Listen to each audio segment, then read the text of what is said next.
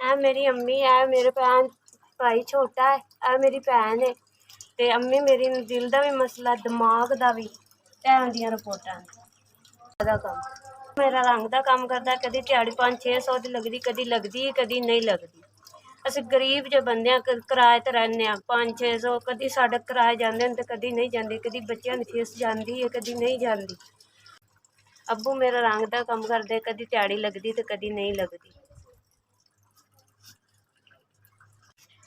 ਇਹ ਮੇਰੀਆਂ ਰਿਪੋਰਟਾਂ ਨੇ 3-4 ਸਾਲ ਤੋਂ ਮੈਨੂੰ ਹਾਰਟ ਦਾ ਦਿਮਾਗ ਦਾ ਮਸਲਾ ਹੈ ਔਰ ਮੈਨੂੰ ਅਟੈਕ ਵੀ ਹੋ ਚੁੱਕੇ ਨੇ। ਹੁਣ ਹਾਲਤ ਮੇਰੀ ਬਹੁਤ ਜ਼ਿਆਦਾ ख़राब है, ज़्यादा ਅਸੀਂ ਦਵਾਈ ਨਹੀਂ ਲੈ ਸਕਦੇ, ਬਹੁਤ ਮਜਬੂਰ ਹਾਂ। ਮਿਹਰਬਾਨੀ ਕਰਕੇ ਸਾਡੀ ਮਦਦ ਕੀਤੀ ਜਾਏ।